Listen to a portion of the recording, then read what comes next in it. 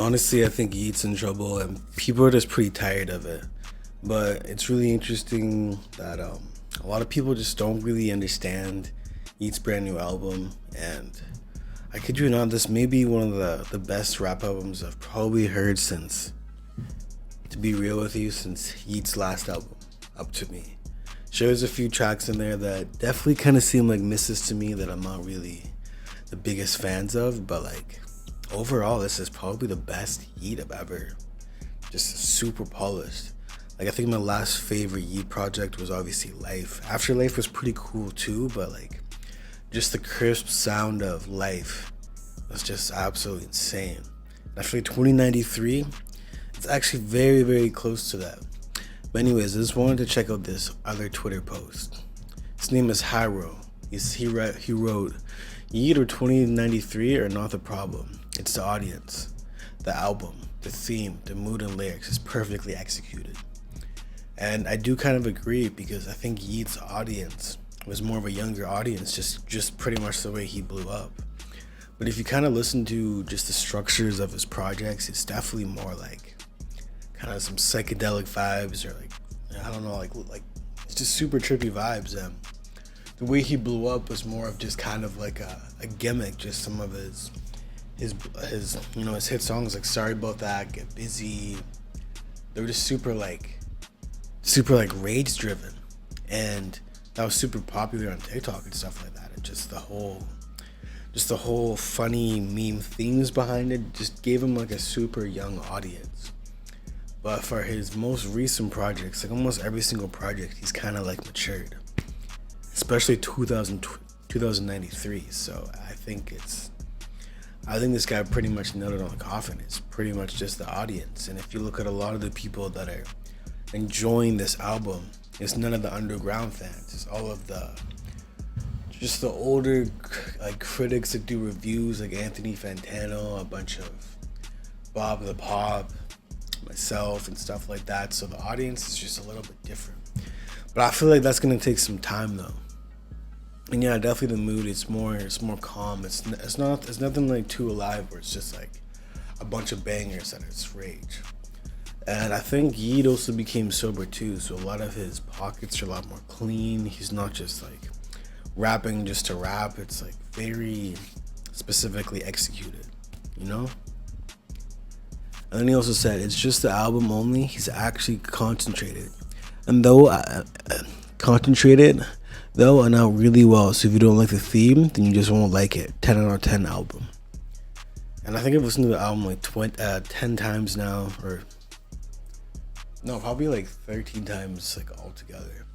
And I still can't even make the tier list video because I'm just so confused which tracks are like the best, because they're pretty much like all of the tracks, and I want the video to be really good and very, very specific. So that's just something I'm really working on. And then someone else in the comments, this is off of the Yeat Twitter Reddit / page.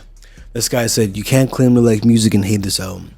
This is something phenomenal. Evolving music, making new sounds, making new waves. And that's all part of being an artist. Sounding the same, talking about the same thing gets boring, you feel. Yeah, I definitely agree. Like if you just like if you were to make like 3 versions of Too Alive, I don't think I'd be a Yeat fan anymore.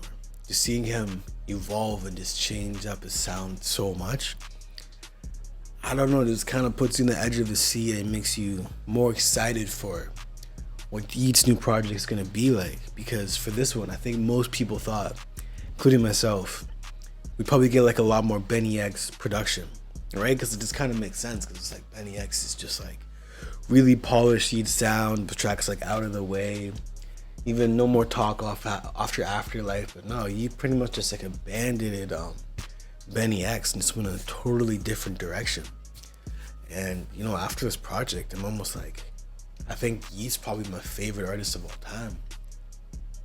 And that's a crazy take, because it's always been Lil Uzi Vert or Young Thug or Juice WRLD. But just the way he evolved is insane. Because when I first heard this album, I don't think I necessarily liked it. It was just too long. I couldn't even finish a first listen. But I feel like the more stuff he throughout the day, or situational stuff if you're driving or if you're with your friends and listening to some of the music, kind of like attaches memories towards a lot of the songs. And this may be my actual favorite Yeat project. I still don't know yet. I feel like it's still super early, like very, very early. And someone else said, yeah, calling this album bad is just hating. Shit, because the album's theme and purpose was well executed. Any person that actually listens to music for an art can tell it's a masterpiece. And for a lot of times, like, I don't necessarily listen to music for the art. I would say probably one of the last projects that I've listened to the album purely for the art and fully understanding it was probably Tyler Creator's Igor. Because like if you listen to it back and just like add a few songs, it's not going to be in your rotation that much.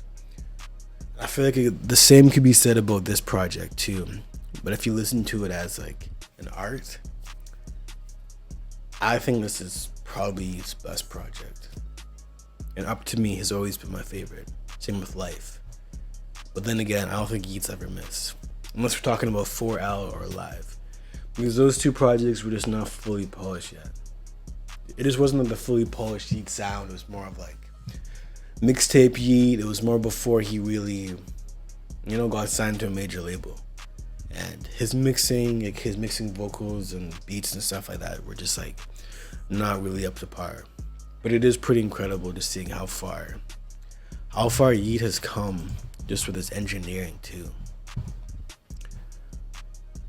Like, let's just look at some of the most popular songs in here. Like Mr. In Between It, 30 views, 2093, 40.6 views. I'm pretty sure like Yeat still does his engineering. This one's produced by Starboy.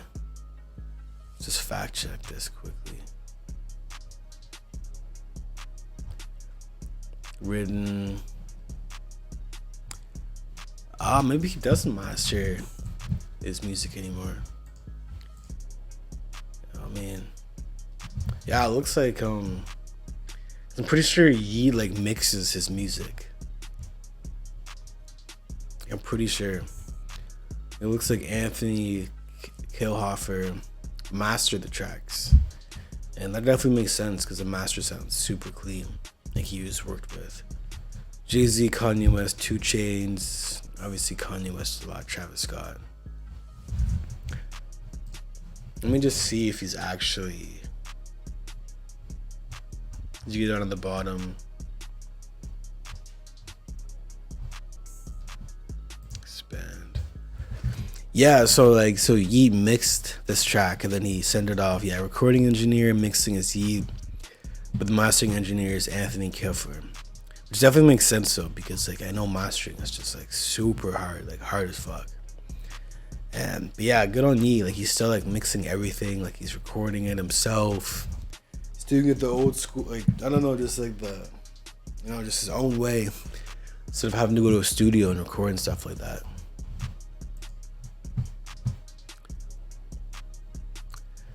Yeah, I just think a lot of the mainstream people, or the underground fans, just don't fully understand Yeat's vision just because of the short attention span.